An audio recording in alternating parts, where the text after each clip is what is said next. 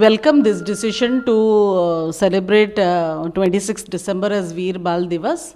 It was the day when Sahibzada Zorawar Singh and Sahibzada Fateh Singh became martyrs fighting for justice. They were not afraid, young children who were buried alive behind a wall, but they always stood up, spoke up against injustice.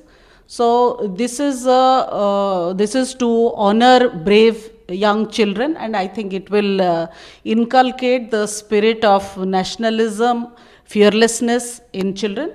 And we welcome Pradhan Mantri Modi ji's move to celebrate 26th December as Veer Bal Divas. As everybody knows about the incident of Punjab where Prime Minister Narendra Modi is on visit, and after this matter, Punjab CM he has informed to Indira Gandhi about this matter. So how do you see this matter? See, Chief Minister Channi reporting what happened on January 5th at Firozpur, where Prime Minister Narendra Modi was stranded for 20 minutes on a flyover and surrounded by Andolankaris.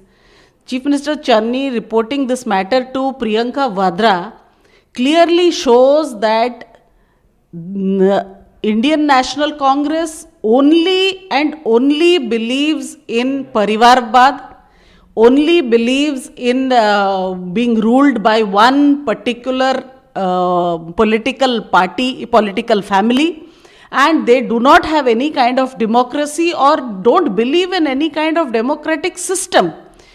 He should have, ideally, the Chief Minister should have been present that day. The Chief Secretary should have been present that day with the PM.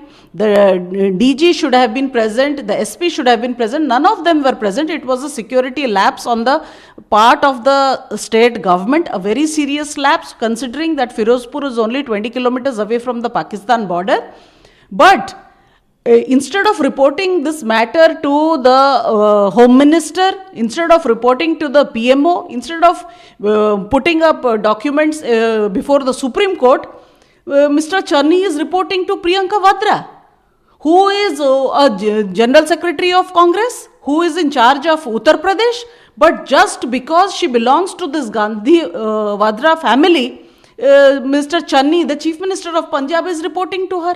So it is very clear that this is a cold-blooded conspiracy to eliminate the Prime Minister, which for them did not work out.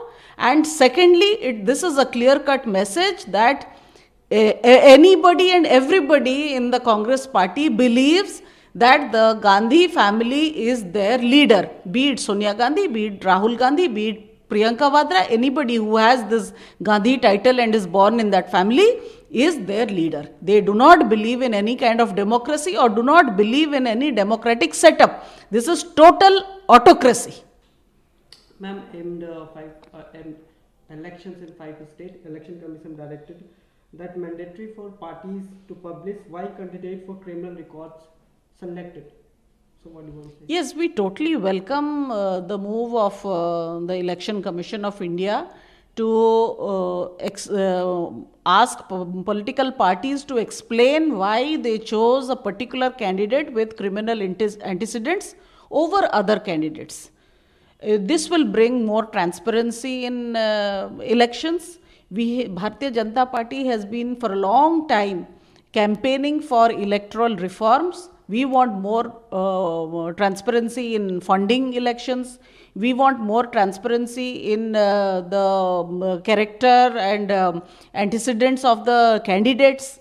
We want all information to be in the public domain so that the voter will be able to choose from among the candidates and they have all information. And this move will bring violence-free elections, it will be more democratic elections, it will be more transparent elections, and pre- and post-election violence.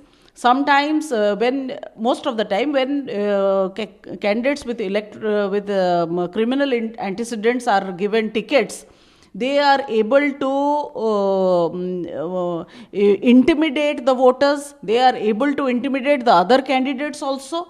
So if this move by the Election Commission will ensure that people who do not have criminal antecedents or do not have criminal record will be more encouraged to enter the electoral fray.